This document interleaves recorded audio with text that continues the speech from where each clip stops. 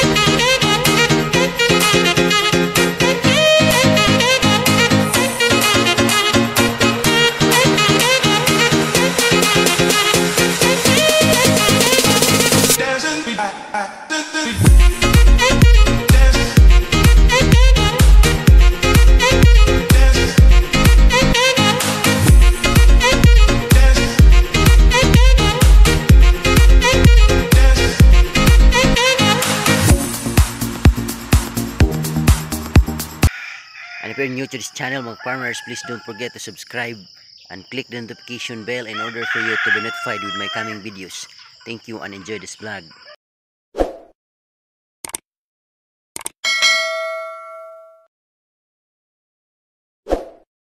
Okay, so for today's video mga farmers, ang pag-usapan po natin is our 8th harvest ng ating ampalaya na Galaxy Max F1. So yun nga, magandang araw mga farmers. Today is Thursday, October 12, 2023. So ngayong araw marks our 8th harvest ng ating ampalaya. So ito po ang gagawin sa vlog natin ngayon mga farmers. So samahan niyo po ako at tingnan po natin yung ating harvest sa araw na ito. Ngunit bago po ang lahat, shoutout muna sa ating mga tagapagsubaybay all throughout Luzon, Visayas, and Mindanao. Okay, most especially to my mentors. First, we have Pino Yangrin Kaminadi, aka Pino's Vlog. Shoutout Gao, and also to Jupil Montañez Alcuba, aka Jupil the Farmer, anak ni Matoy. So shoutout Gao, and also shoutout Sir Ayan Dibal. And of course, shout out to Boss Ayan Vlogs sa Cagay Sibunga. And then shout out kay Boss Wilson TV. Okay. And also shout out Jo the Farmer from Barangay San Antonio, Southern Leyte. And of course, shout out sa lahat ng ating mga estudyante sa Teodoro de la Viga Memorial National High School. And also shout out sa ating tagapagsubaybay mula dyan sa Duguan, Sibungas, Cebu, sa Redondo family. Shout out Lolo Alberto Redondo and Lola Joy Redondo. And of course kay Ate Janice Francisco, shout out and of course also to Ate Ivy Sibilia, shout out, and Ate Tessa Sordelia, shout out, and also shout out kay Pete Andrew Sibilia. Okay, so shout out dong. And then shout out sa lahat ng ating mga tagapagsubaybay, and also especially sa mga bagong subscribers natin, sa mga dati nang nakasubscribe sa atin. Maraming salamat sa inyong pagsubaybay at pagtangkilik dito sa ating vlog. Okay, so tara na mga farmers, tingnan natin yung ating ma-harvest sa araw na to. Let's go. Yan, so good morning mga farmers. Welcome back to my channel, Search the Farmer, ang guro magsasaka ng Sibungas, Cebu, Philippines. So ngayon, today is Thursday, October 12, 2023. And this day marks our 8th harvest. So ito po ang ating ampalaya sa ngayon. So ika-pang-8 harvest na. So tingnan natin mga farmers yung ating mga ma-harvest today. So sample this one. Ito yung first plot natin, second plot, third plot, and fourth plot na nun sa baba. Okay, dito tayo sa first plot mga ka-farmers. So yan, pwedeng harvest na ito. Yan. Ito mga ka-farmers, ito po ang pwede nating iha-harvest ngayon. So kung makikita nyo mga ka-farmers, yung ating ampalaya sa awa po ng Diyos at sa ating management, hitik sa bunga. So at the age of 57 days. Ito po yung ating sitwasyon ng ating ampalaya. So grabe, ang daming bunga mga ka-farmers. So sunod-sunod yung bunga natin. So may ma-harvest tayo for today. And also may ma-harvest din tayo for Saturday. Because like what I said in my mga nakaraan kong vlogs, we will be harvesting our ampalaya 3 times in a week. So most especially Monday, Monday, Thursday, and Saturday. So bakit po Monday at saka Thursday and Saturday? Unang-una, Monday and Thursday kasi yun po ang araw kung saan may bumabiyahe na mga middlemans papunta doon sa pinaka main market dito sa Cebu, which is yung Carbon Market. So nandun po sa Cebu City yung Carbon Market. So lahat po ng Cebu provinces na mga towns na mga gulay, ani, saging, lahat dun po dinadala at binibenta sa main market or public market sa Cebu City. So doon po sa Carbon Market mga ka-farmers. Kaya po ganun ang ating pag-harvest. Okay, yan. So yan po ang ating ma-harvest ngayon mga ka-farmers. Madami po mga ka-farmers. Doon po din sa second plot natin. So tingnan natin mga farmers yung ating pagpipitas. So tara na mga farmers, samahan niyo ako. Thank you so much. Yan, so kasalukuyang pinipitas yung ating mga ampalaya ngayon mga farmers. Dito yung ating mga na-harvest. So kasama natin si nanay, yung mother ng aking wife. Okay. So goods na goods yung ating harvest ngayon. Good morning! Harvest na, harvest. Si Kuan, Daicherel. So yan po ang kasalukuyang pagpipitas mga ka-farmers ng ating ampalaya.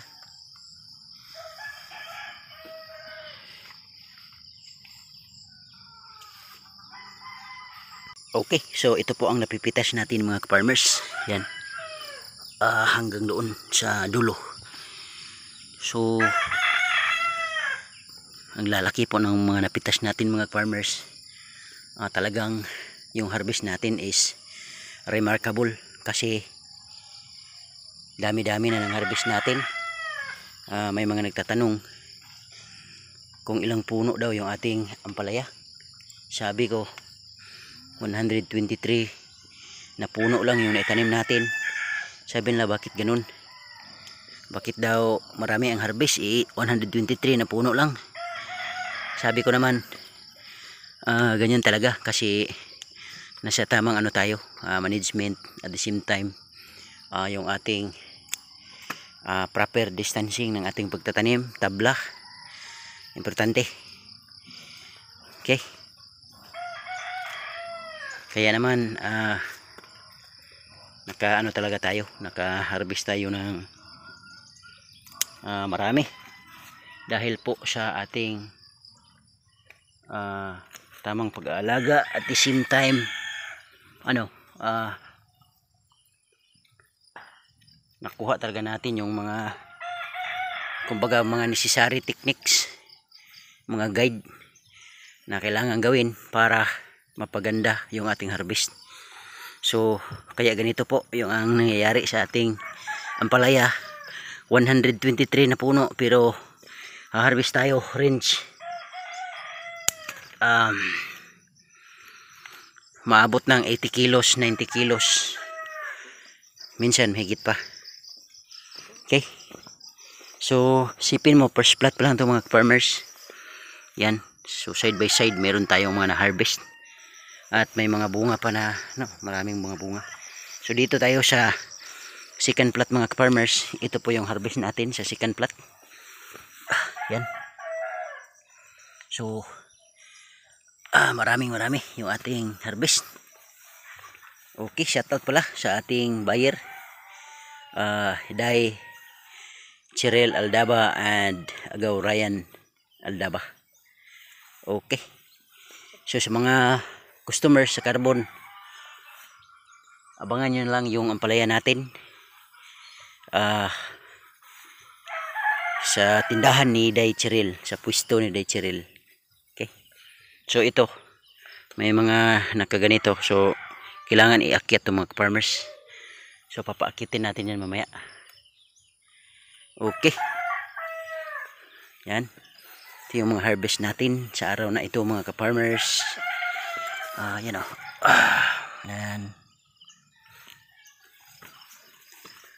marami yung harvest natin mga ka-farmers.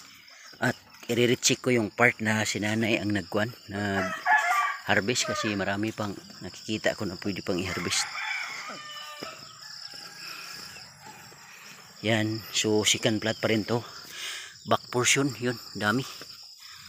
Dito tayo sa third plot mga farmers.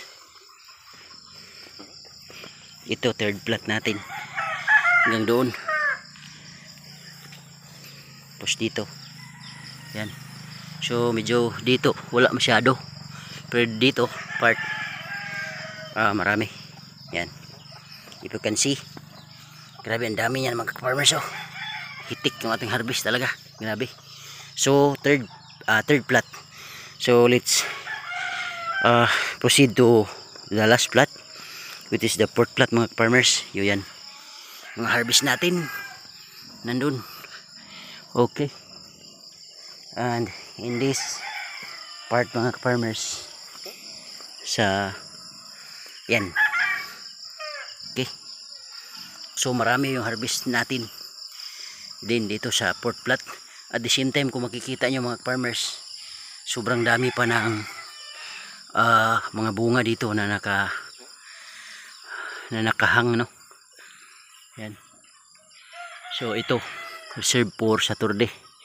Shoutout pala sa ating buyer din sa merkado ng Sibunga Public Market. Shoutout kay Ate Kuni at Noy Ed, at the same time kay kay Day Edit at kay Juna. Shoutout. So Saturday bibigyan natin sa inyo yung ating harvest. Okay, so yan mga ka-farmers, ito yung harvest natin today. 8 harvest ng ating Galaxy Max F1 ang palaya. So I'm not sure kung ilang kilos ito, kasi titimbangin pa to. Tapos update na lang ako kung magkano ang ilang kilo ito mamaya, kasi duty pa ako mga farmers. Basta so far ito yung natin, yung harvest natin sa ngayon. So pang 8 pitas, grabe ang ganda.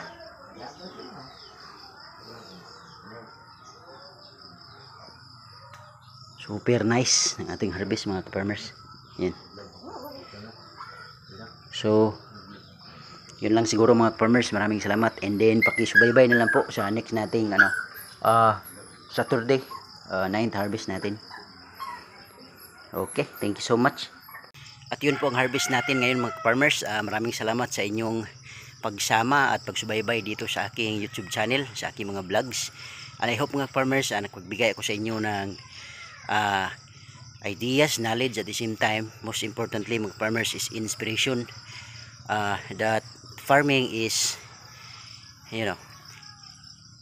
it's a skill, no? It's a skill that can make our life better. So that's why I encourage everyone to please do farming. Okay, sideline like me. So I'm a teacher, at the same time farming, so that I can have the thing that I do have a lot of interest, and that is farming. Okay, so once again, this is Sir Chad the Farmer, ang guro magsasaka ng Sibunga, Cebu, Philippines. Bye bye and thank you. Happy farming.